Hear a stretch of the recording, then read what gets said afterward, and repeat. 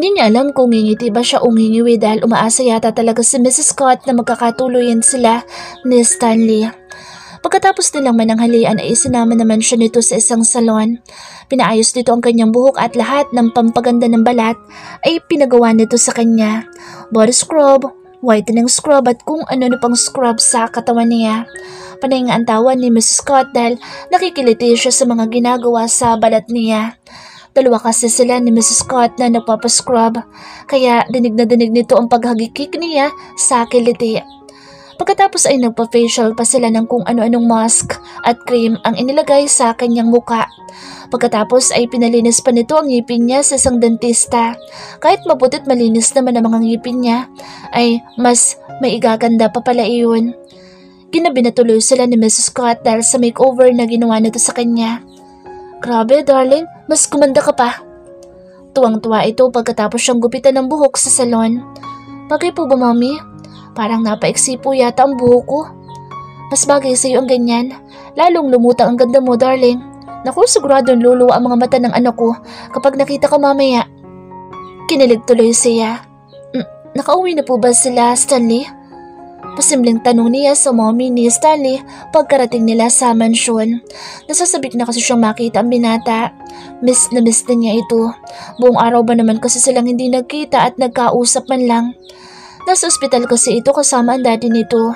Ayon kay Mrs. Scott ay chinek up daw ng asawa nito ang binata para makasigurado na maayos na talaga ang kalagayan nito at makagawa ng paraan kung paano mabilis na makakaalala ang isip nito sa nakaraan nito.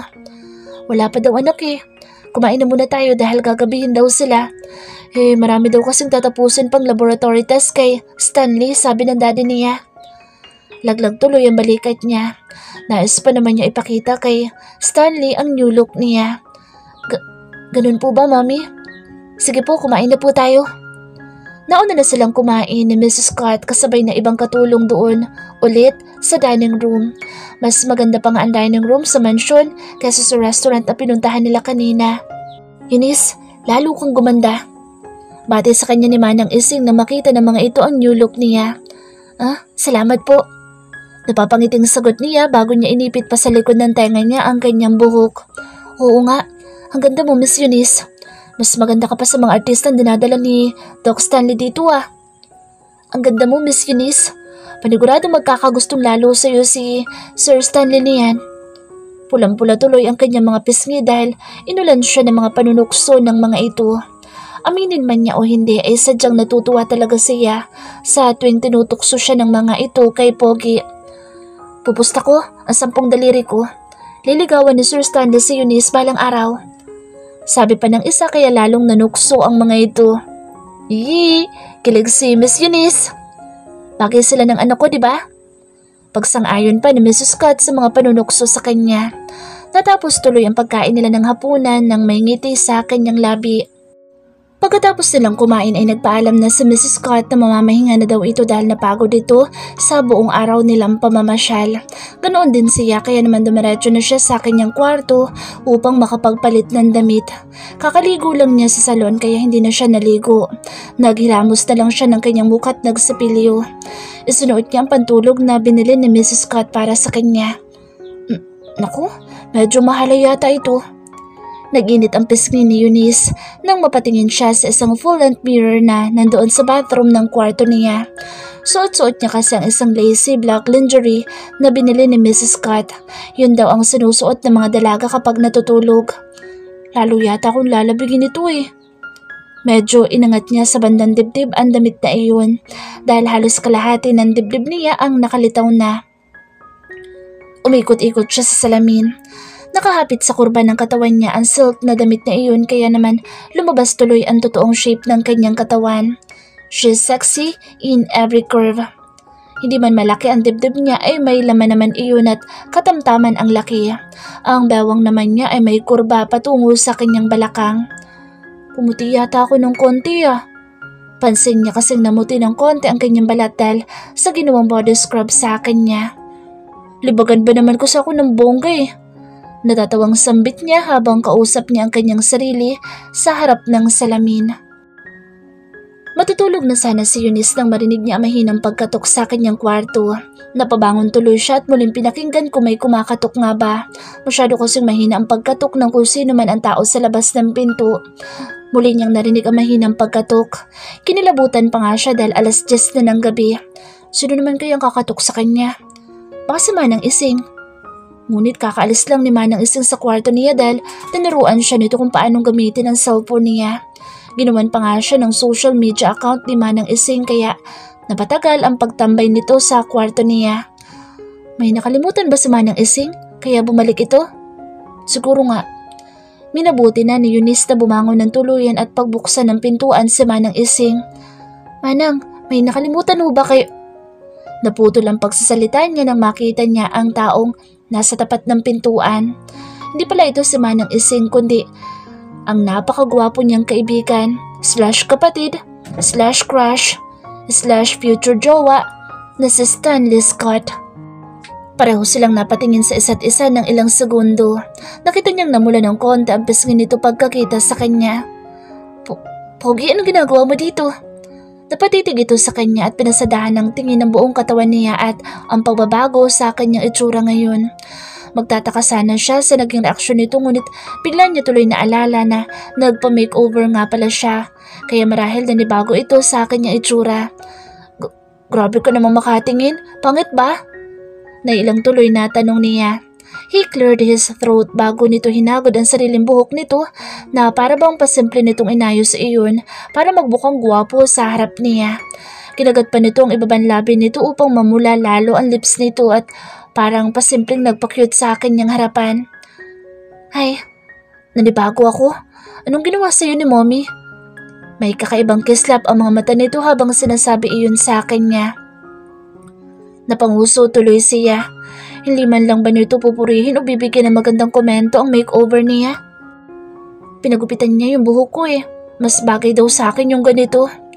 Napapasimangot niyang sabi habang hinahawakan niya ang maiksi niyang buhok na hanggang leeg na lamang. Papasok muna, baka makita ko ni Manang Ising eh. Ito na mismo pumasok sa loob ng kwarto niya kahit hindi pa naman siya pumapayag. Wala na lang siyang nagawa na makapasok na ito sa kwarto niya.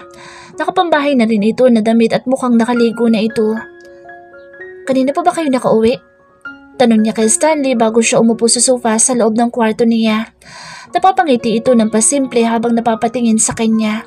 Wala siyang kamalay-malay na nagagandahan itong lalo sa kanya sa mga oras na iyon.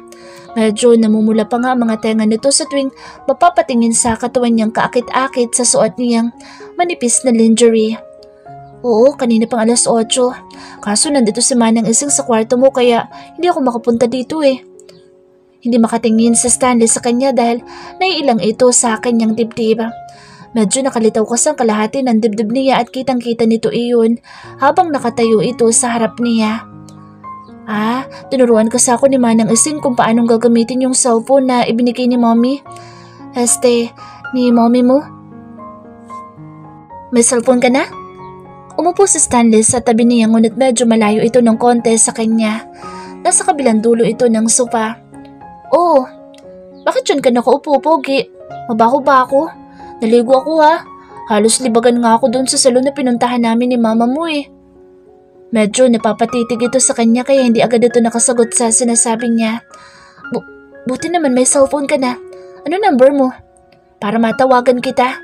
Buong araw tayong hindi nag-usap ngayon eh. May dinukot si Stanley sa bulsa nito. Cellphone pala nito ang kinuha nito at hinihintay nitong sabihin niya ang kanyang number. Saglit kukunin ko yung cellphone sa drawer. Gagamitin ko lang ito dito sa Manila pero pagbalik ko sa bahay ko, hindi ko naman ito magagamit dahil walang signal sa isla. Nagsasalita siya habang naglalakad papunta sa bedside table kung saan nasa loob ng drawer na iyon ang cellphone niya. Hindi naman sinasadya ni Stanley na mapatingin sa kanyang katawan habang nakatalikod siya. Tila ngayon lang nito nakita ang tunay na hubog ng kanyang katawan. Hindi naman kasi nito nakikita ang hubog ng katawan niya noon dahil sa mga damit niyang maluluwang. Napalunok pa ito at mabilis na nag-iwas ng tingin dahil nag-iinit agad ito sa malikot nitong imahinasyon. Ngunit hindi pa rin ito maiwasang mapatingin ulit sa kanyang katawan. Nais nitong mapasipol sa sobrang sexy niya. Tom, Mahinang mura nito habang nakatingin sa kanyang likuran. Hindi nito akalain na makakaramdam ng kakaibang init. Para kasi itong nagkaroon ng mali siya habang nakatingin ito sa kanyang binti paakyat sa maumbok niyang puwet at napalunok ito ng sunod-sunod nang mapatingin sa kurba ng kanyang bewang.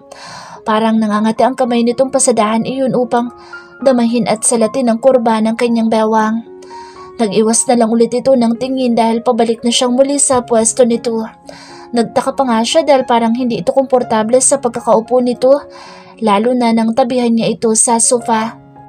Umurong ito ng konti upang huwag sila magkatabi ng husto. "Uy, Pogi, naligo ako ha. Grabe ka sa akin. Oh, eto yung cellphone ko. Hindi ko alam ang number ko. Hanapin mo na lang dyan." Ibinigay niya kay Stanley ang kanyang cellphone at ito na ang pinaghanap niya ng number niya. "Bakit namumula ka? Lasing ka ba?" Nagtatakang tanong niya nang mapansin niyang namumula ang pisngi ni Stanley. Hindi naman ito lasing ngunit wala siyang kamalay-malay na may epekto ang kanyang suot sa binata dahil lalaki pa rin ito na maaaring maakit sa kanya. "Hindi ako lasing. Hindi naman kami uminom ni Daddy. Mainit kasi. Mainit kasi kanina sa labas kaya Kaya namumula siguro ako. Teka, save ko na lang ditong number ko." Pag-iwas nito sa tanong niya, tumangutango na lang siya.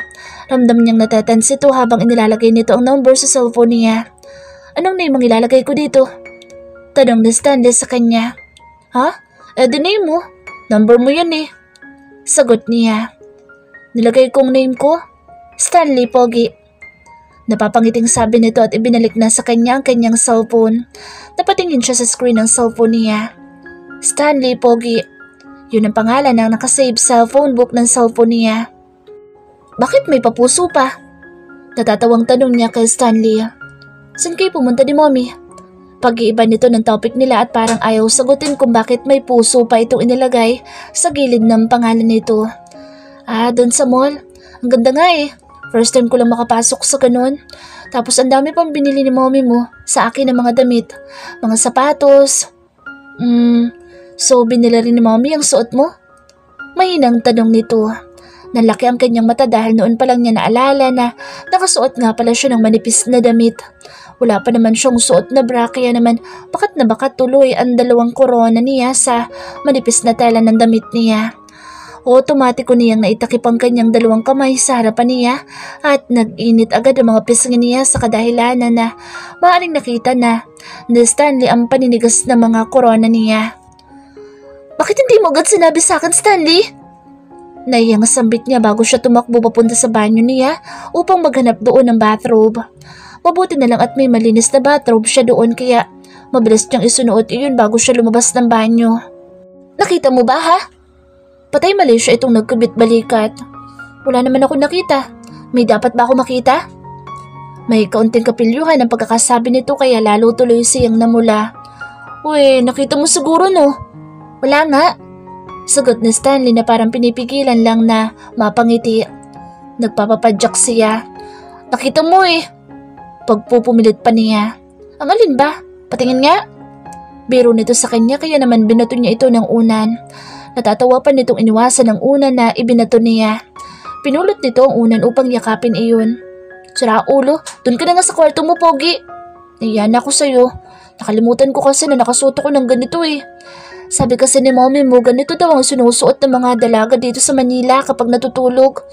Nakalimutan ko lang talaga na ganito ang suot ko pero baka isipin mo pa na inaakit kita eh." "Hindi naman ako apektado. Ganyan naman ang normal na suot ng mga babae dito sa Manila kaya huwag ka na mag-isip dyan. At isa pa, wala nga ako nakita. Maliit yata eh." Pang-aasar pa nito sa kanya kaya lalo siyang nainis. Inarapan niya ito. Hoy, grabe ka, hindi no?" Sinilip niya tuloy ang kanyang dibdib. Kung maliit nga ba iyon? Medyo may laman naman eh dahil size B ang cup size niya. Tumawa tuloy si Stanley dahil sa ginawa niyang pagsilip sa kanyang sariling dibdib sa loob ng bathrobe niya. "Huwag mo na nga yan tingnan. Naiinggit lang ako." Namula tuloy siya sa sinabi nito. "Bakit gusto mong tingnan?" Hindi makapaniwalang tanong niya. "Hindi no. Naiinggit lang ako, sister. Wala ako niyan eh." Biro nito sa kanya sa tono na sadyang pinaliit at pinatinis nito ang boses para magboses babae ito. Natawa tuloy siya dahil sa sinabi nito. Unti-unti nang nawala ang nararamdaman niyang pagkailang. Mukhang wala naman siguro itong nakita sa dibdib niya eh. Sabi naman nito wala daw itong nakita kaya maniniwala na lang siya. Bumalik ka na nga doon sa kwarto mo. Bakit ka ba nandito? Gabing-gabi na baka makita ka pa ni Manang Ising dito at pagalitan ka na naman. Saglit itong tumahimik habang nakatingin sa kanya. Uy, napabuntong hininga ito at tumiga sa sofa niya. Di ako nakatulog kagabi. Pwede ba ako makatulog dito? Ha? Kahit dito na lang ako sa sofa. Di ako makatulog pag di kita kasama eh. Dahil sa sinabi nito ay parang hinabol ng daga ang puso niya. Pareho pala silang hindi nakatulog kagabi kung ganoon. Pinigilan niyang mapangiti dahil kinilig siya sa sinabi nito. Tumalikod siya upang itago ang pasimple niyang pagngiti at pagkagat ng labi niya. Diyan ka matutulog sa sofa? Bakit hindi dito sa kama?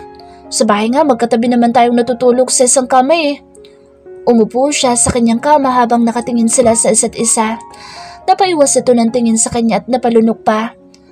Huwag na. Dito na lang ako sa sofa. Wala lang tayong choice sa bahay mo dahil wala ibang tutulugan.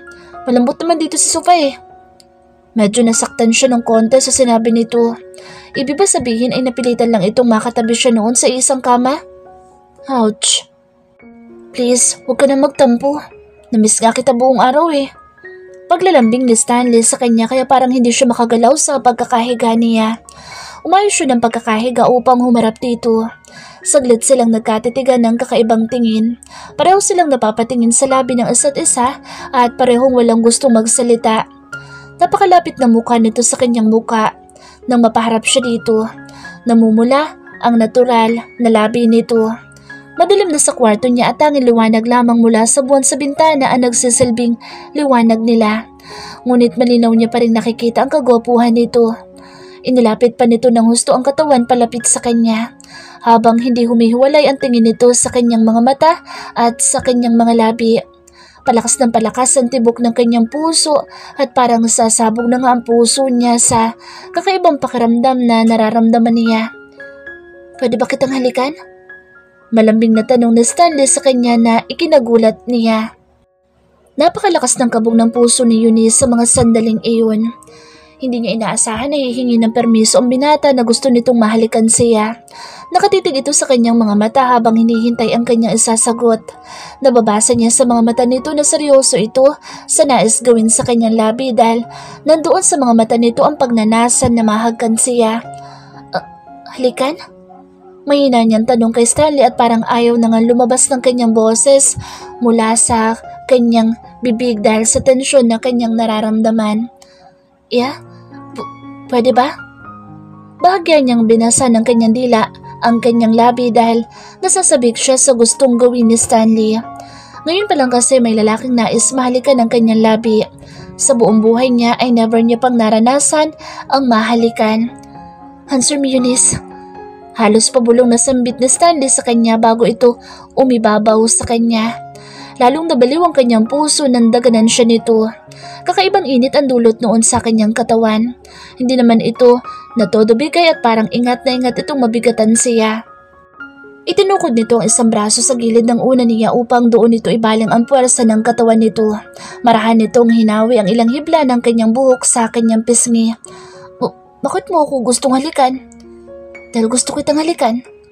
Nasa boss nito ang hindi makapaghintay sa isasagot niya. Napapatingin siya sa mapanuksong labi ni Stanley na parabang masarap iyong tikman ngunit naisip niyang hindi siya marunong humalik. Hindi ako marunong humalik, Stanley. Nag-aalalang sabi niya. May ngiting sumilay sa mga labi nito habang nakatingin sa kanya. Tuturuan kita. Kung hayaan mo kung halikan ka. Napalunok siya at unti-unting napakagat sa kanyang labi. Para kasi siyang nakiliti sa sinabi nito. Isa lang ha? Payag ka na? Malambing na tanong nito sa kanya. Dahan-dahan siyang tumango. Ito naman ang napalunok habang nakatitig sa kanyang mapupula at malalambot na labi. Walang bahid ng lipstick ang labi niya ngunit sadyang mamula-mula iyon. Unti-unting lumalapit ang napakagwapong mukha ni Stanley sa kanyang mukha kaya naman ipinikit niya na nang mariin ang kanyang mga mata at ngumuso siya upang hintayin ang halik nito. Napangiti si Stanley dahil sa kanyang ginawa. Lalo itong kinilig sa pagtulis ng kanyang nguso. Nagagandahan ito sa kanya pero at the same time ay cute na cute ito sa kanya. Ilang segundo muna siyang tanitigan ni Stanley habang nakatulis ang kanyang uso at nakapikit ang kanyang mga mata. Nang malapit ng mahalikan ni Stanley ang kanyang uso ay siya namang biglang bukas ng pintuan. Otomatiko siyang napalingon sa may pintuan kaya imbis na sa kanyang uso tumama ang mga labi ni Stanley ay doon naglanding sa kanyang pisngi ang halik nito. Nalaki ang mata ni Eunice nang makita niya si Manang Ising na nakatingin sa kanilang dalawa ni Stanley. Huling-huli nito na nakapatong si Stanley sa ibabaw niya. Manang!